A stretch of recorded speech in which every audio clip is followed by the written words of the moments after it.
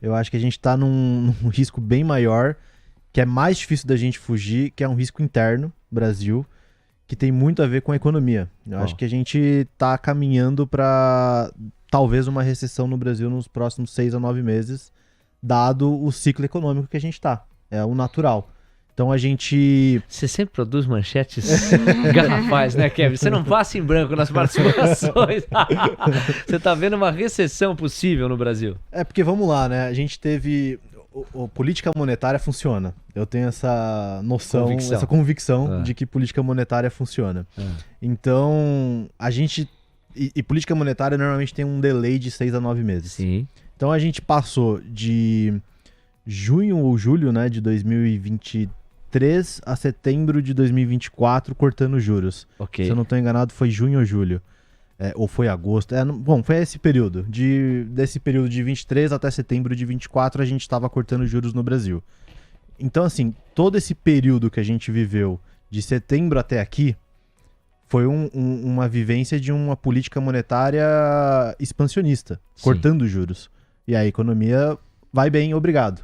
Né? Com desemprego baixo, PIB subindo. Então a gente está numa economia saudável Brasil por enquanto. Agora, a gente voltou a subir juros em setembro do ano passado. Então, se você botar aí 9 meses para frente, a gente está falando o quê? Junho desse ano. Então, daqui para frente, a gente começa a viver um período... Acolher uma política monetária contracionista. Então, você vai começar a ter essa sensação desses juros a 15%, começa a bater agora. Então, assim, isso vai começar a contrair crédito, que obviamente é extremamente importante para o Brasil. Então, você vai ter uma contração de crédito.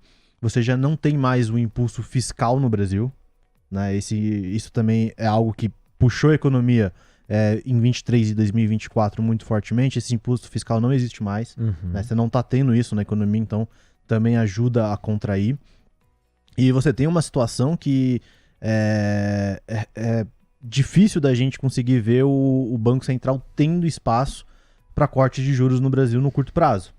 Mesmo com essa eventual recessão? Se acontecer, aí a gente vai ter que cortar. Mas assim, enquanto não acontecer, vai ser difícil o Banco Central tentar antever isso e sair cortando. E você calcula que aconteça mais pro começo do ano que vem?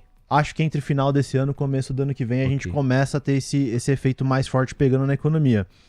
E se a gente passar por isso, e assim, né, por que o Banco Central também não tem tanto espaço para cortar? Porque a gente está num cenário onde, apesar dos juros altos, o dólar só não está subindo mais porque o juros está em 15, né? Porque senão eu acho que o dólar teria sido talvez o que mais tivesse sentido aí toda essa questão geopolítica que a gente está vivendo. E o DXY saiu de 110 para 97. E o real tá aqui entre 5,60 ainda, né? Isso. Então, assim, realmente, a gente só não tá, porque é muito caro você ficar comprado em dólar hoje, né? O carrego disso é muito contra uma posição comprada. Então, eu acho que esse dólar só não tá pior porque a gente tá com juros muito elevados. Só que também o dólar nesse patamar não vai ajudar tanto o Banco Central a cortar juros, né? Obviamente seria muito melhor o dólar caindo, ajudando o Banco Central a ter mais espaço para corte de juros com uma inflação mais baixa. Então, assim, a gente está num cenário, Léo, que eu vejo que a gente provavelmente vai ter uma contração forte da economia no Brasil nos próximos 6 a 9 meses. Provavelmente um aumento de inadimplência. Até uma das coisas que eu acho que é uma tese interessante é esse short em bancos. Porque eu acho que bancos foi o que puxou, né?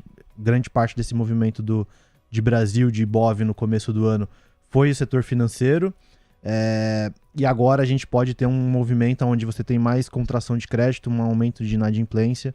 Isso já provavelmente deve começar a aparecer nos balanços dos bancos dos próximos trimestres.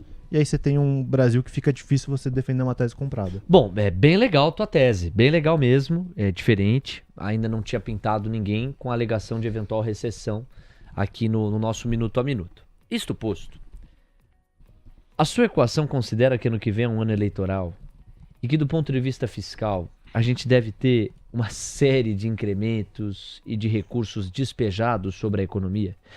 Porque eu acho muito improvável, não sobre a cartilha monetária, a tua tese, mas eu acho improvável sobre a cartilha política. Porque não interessa. Se o PT vai ganhar ou não em 2026, não sou eu que vou antecipar isso agora. Mas imaginar que o PT não vai fazer de tudo para ganhar é ser muito inocente. Isso vai passar por políticas fiscalmente mais frouxas, com mais gasto público, com mais recursos despejados sobre a economia. Não seria esse um contraponto a esta eventual recessão? Fora a inércia, tá? Porque a estatística mostra, quando você cresce 3% no ano, é difícil você crescer menos que 2% no ano seguinte. Se a gente for crescer 2 e pouquinho esse ano, pô, difícil imaginar que a gente venha a recuar. A não ser que você esteja falando de uma recessão técnica, né? 2 trimestres negativos, mas ainda assim eu acho improvável pelas eleições. Diga lá. Vamos lá. É que aí você tem um outro ponto, né? Se você tem um afrouxamento aí do fiscal, né, para de repente trazer para as eleições, aí você tem talvez um dólar pior, né, uma expectativa de inflação mais alta, piora a situação do Banco Central. Aí talvez a gente comece a falar até do Banco Central ter que subir juros em vez de cortar. Ok, mas não recessão. Isso pode acabar levando para uma recessão. E eu acho que não é de tão interesse do Lula e do governo de trazer esse afrouxamento fiscal para o ano que vem, em ano eleitoral tão forte, dada a narrativa que a gente está construindo.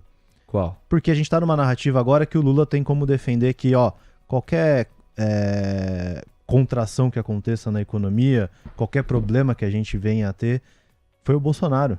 Foi o complô dele com o Trump, entendeu? Foi essa subida de tarifas. Olha o que isso fez com a economia.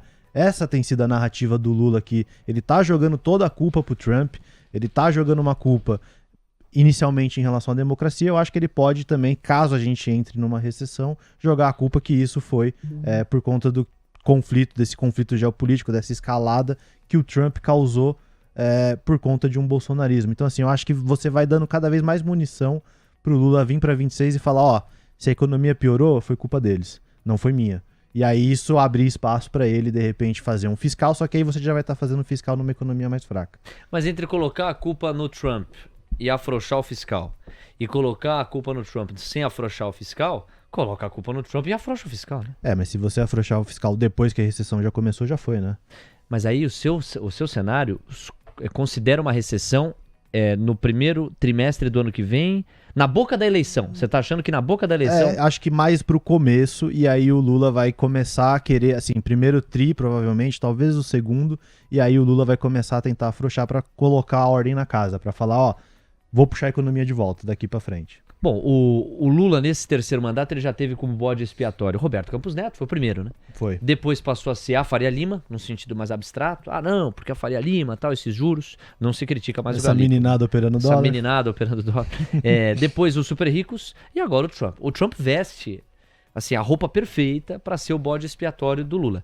Só que ele tem até a página 3 para bater nele, como ele chegou a bater no Roberto Campos Neto. Você viu que ele já ontem não citou o nome do Trump. Tem isso também, né? É um bode expiatório perfeito na narrativa que lhe interessa, mas com efeito limitante para aguentar pancada, porque o Trump reage e, dependendo da reação, isso pode atacar firme a economia brasileira. Difícil. O teu cenário, ele não é tão claro para mim, não. Eu vejo muitas variáveis aí, hein, Kevin?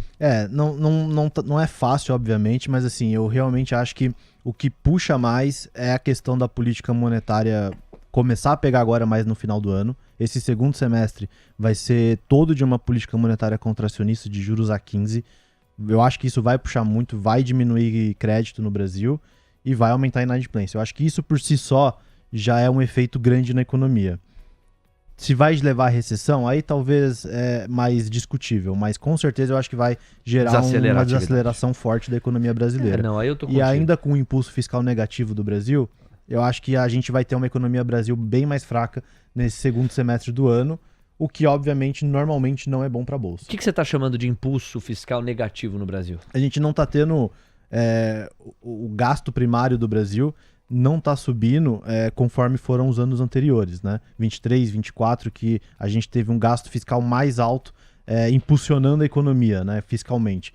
25 a gente já está tentando controlar as despesas, por assim dizer. Então esse impulso fiscal não está puxando o PIB para cima. Até porque os gastos obrigatórios, eles estão tão hipertrofiados que eles reduzem ainda mais o espaço para outros recursos que poderiam impulsionar a atividade. Perfeito. Ou seja, é menos pelo mérito, pela estratégia e mais pelo peso, pelo corpo adquirido pelos gastos obrigatórios, inclusive por mecanismos do arcabouço fiscal. Isso.